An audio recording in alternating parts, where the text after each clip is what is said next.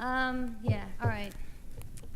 Um, the histories of the universe lie in the sleeping sex of a woman. Now, back in Egypt, the Egyptian Book of the Dead was written because they got these like women that were like, you know, that were before the time after 1852. So like, they got these women and they put them in these like tomb shapes, like mummy shapes, only they didn't mummyize them. What they do is they made this mixture up of opium and salad oil and henna. And they put it all over them. You know, they take, you know, first they'd knock them out with a sledgehammer. Then they'd lay them in there and then they'd wipe them all over with this opiate henna oil. Maybe throw a little murk in, anything they could get in there.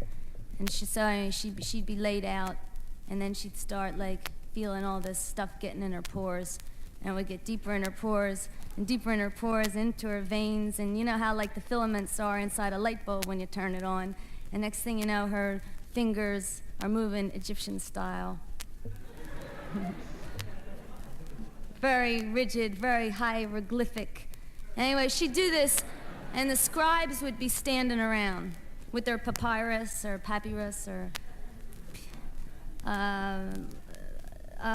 peanut butter bag wrappers. No, forget that one. They're sitting around with their scrolls, and anyway, she'd start babbling. And she'd start babbling, they'd write this stuff, and then the other girl would start babbling, and then she'd get to this point. Because the thing about men, they do get Mayan, but they only do it once, you know, but like for a little while. But girls, it's just an extra thing we got. You know, you just keep doing it and keep doing it and keep doing it and keep doing it. And it's really great if you're next to a typewriter. Because like, you start, the first one you're doing, and you can't quite write it yet, but you got the plot. And then you take you wait, and you only go so far, and you mustn't pee your pants. Then you keep going, and then it's time to lay down on the couch and get out Trokey and anybody else who might be around.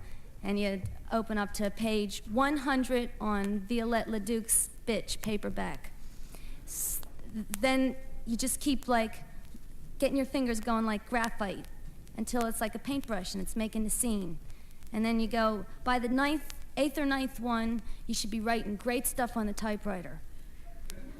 And even if you can't control it, even if you're not like, you know, illuminated enough now to know how to make it diamond, like I didn't know what to do with it for a long time. What you do is, girls, you study Rimbaud, get his syntax and grammar down, study Burroughs, study them all, but then you have to get into the next step. Now, you know in that letter where Rimbaud says, he writes this letter and he goes, you know, in the future when women, you know, get away from their long servitude of men, etc., they're gonna have the new music, new forms, new sensations, new horrors, new spurts. Well, yeah, it's time. Look, that was 100 years ago. Get cooking.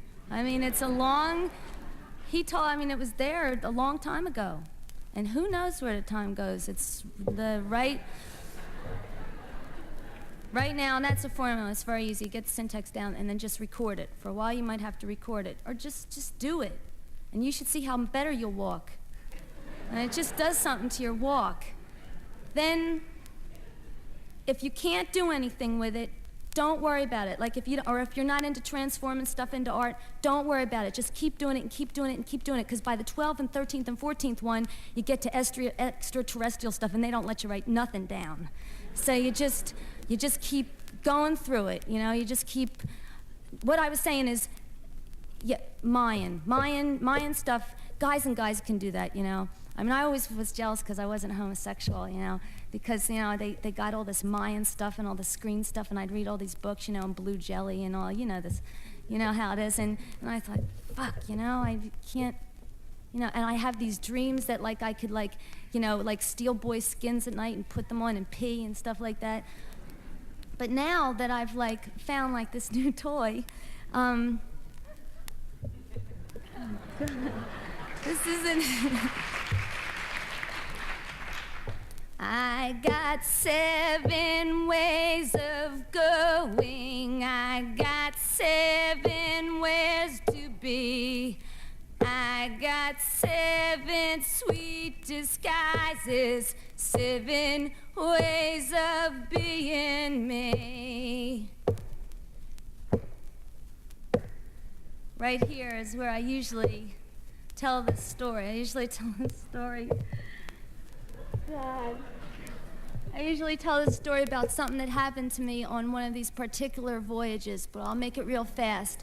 I was expecting to go to my usual stuff with all these weird, these girl boy Muslim Christian angel guys, that have these all these machines, all these neon machines, and they put you in on this pine tree shape. But this time, I don't know how it happened, I got to 16th century Japan. And and the neat thing about it was the first time that I got to really be a boy, and I was like this boy, this ninja boy, this archer, and he was totally in love with a sister who looked just like him. And he wanted to become, he couldn't care for her, he wanted her to have the best, so he became the best archer. And so the king took him as his top archer, and he took his sister to the palace, and the king fell in love with his sister. And the archer who had worked and worked and worked to get his sister fine garments didn't mean to get her fine garments in the king's bed.